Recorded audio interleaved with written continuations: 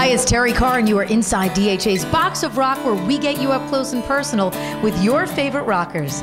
This week, I catch up with a couple of my favorite guys, Kevin Martin and Sean Hennessey from the band Candlebox. We talk about their current 20th anniversary tour, how social media affects the band, and about the possibility of a brand new Candlebox record. So I'm here with my friends Kevin and Sean from Candlebox, celebrating 20 years of the release of the debut record. 20 years for Candlebox. You guys are out doing the 20th anniversary tour. What's that been like?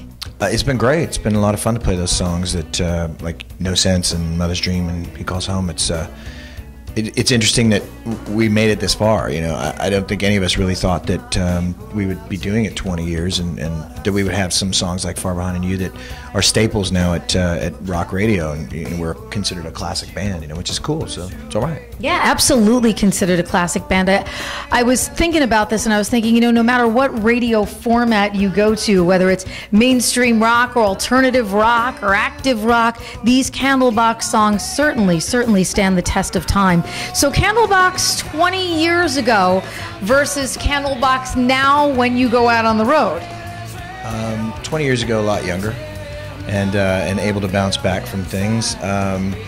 You know, not really the most talented kids. You know, it was interesting. We're much better songwriters now than we were then, and we've learned a lot about the road. We've learned a lot about ourselves and how to tour and the way to put a set list together and to kind of balance things. Back in the day, we didn't really have that kind of understanding of what we were capable of and really how to kind of put on a show. It was just kind of like, we're new to this and we'll learn as we go. So now we know exactly what to do. We know exactly how to write the set list. We know how to tie the songs, and you know, we can slam 13 to 20 songs into a set within an hour and a half, and you know, and back in the day, we would not have been able to do that at all. Sure.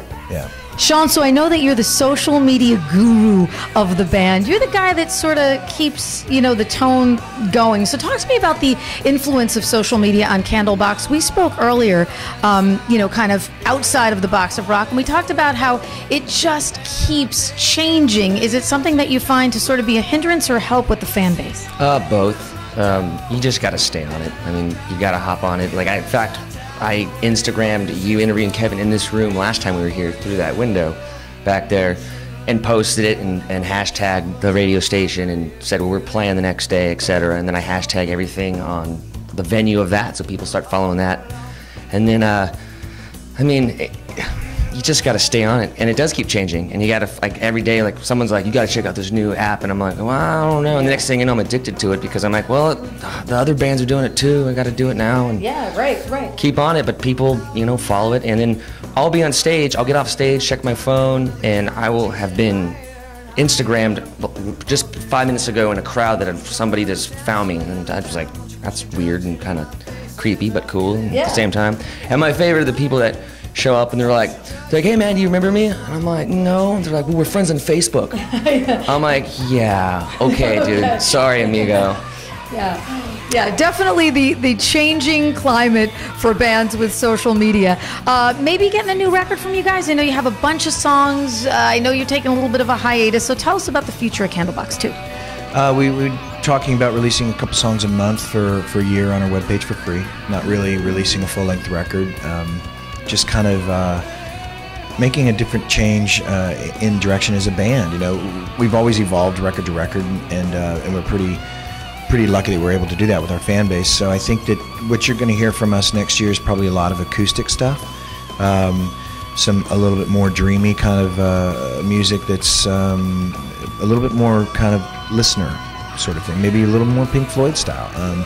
We've been really getting into kind of experimenting with new pedals and new plugins and stuff on the Pro Tools and stuff. So, I mean, it might be a record that people absolutely hate if it ever gets released as an album, or they'll be like, this is the greatest stuff the band's ever done. So I really don't honestly know. I know we're taking a break from touring, and that's first and foremost for next year for us here in the States. But just we've got so much material that we have to do something with, and we're not really sure how to do it. So you know, we're not the most prolific band, unfortunately. We tend to take too much time between albums, but we're trying to maybe change that up next year, so we'll have to see. I love that too, because bands are definitely changing sort of the business model, and things evolve, and times are evolving, and bands want to take more, hold of their career. So it's going to be really interesting to see the next move. And I love you guys. I'm always so happy to see you. Thank you so much. And thank you, Mr. Social Man. Thank you. Always great to catch up with our friends from Candlebox. Thanks to Kevin and Sean for sitting down and hanging out inside the Box of Rock. And of course, their Studio D performance was so great. You can catch it in full right here at WDHAFM.com. But right now, let's take a little taste for DHA's Box of Rock. I am Terrie Carr. I'll see you tomorrow at 10.